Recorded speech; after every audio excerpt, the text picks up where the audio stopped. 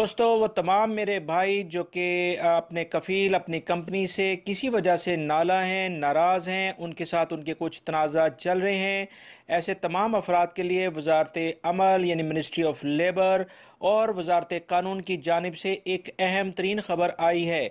इस सिलसिले में मैं आपसे तफसीलात शेयर करता हूँ कि वजारत मेहनत और वजारत कानून ने आज फिर एक एलामिया जारी किया है कि किसी कंपनी या कफ़ील और इसके मुलाजमीन के दरमियान इख्तलाफात, चाहे वो तनख्वाहों के सिलसिले में हो या छुट्टी ना देने पर हो, अकामी की तजदीद ना कराने के तमाम मामलात सबसे पहले वजारत अमल हल करने की कोशिश करेगा। अगर वहाँ कोई हल ना निकला तो वजारत अमल खुद ऑनलाइन नई कायम होने वाली अदालतों में इस केस को भेज देगा। यानी आपकी फ़ाइल आप डायरेक्टली ऑनलाइन इस तरह से डायरेक्टली वो अदालतों तक पहुँच जाएगी। ये तमाम मामलात इस सूरत में मुमकिन होंगे जब तक आमिल या मुलाजमीन के पास तमाम कागजात के सबूत भी होने चाहिए, और कम से कम 3 माह अगर कि आपको तनख्वाह नहीं मिलती है तो आप फौरी तौर पर वजारत मेहनत से रुजू करें कि आपकी कफ़ील और आपकी कंपनी आपको सैलरी नहीं दे रही है। वजारत अमल तमाम सबूतों के बाद दोनों फ़िरक़ैन को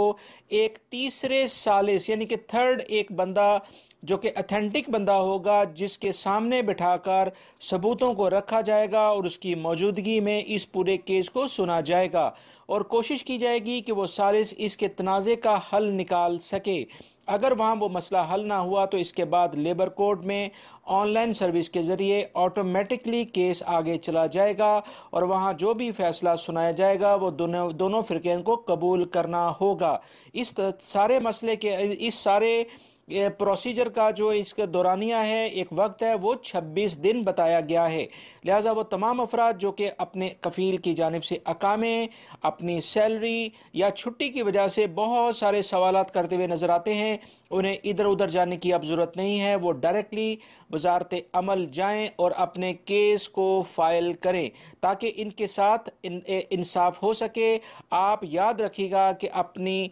सैलरी की कोई स्लिप या कोई कॉन्ट्रैक्ट पेपर या कोई ऐसा डॉक्यूमेंट्स आपके पास ज़रूर होना चाहिए जिससे ये साबित हो कि कफ़ील या कंपनी ने आपके साथ ज़्यादती की हुई है। दोस्तों, इस बारे में मज़ीद जैसी कोई इतलात आती हैं मैं आप हज़रात से शेयर करूँगा।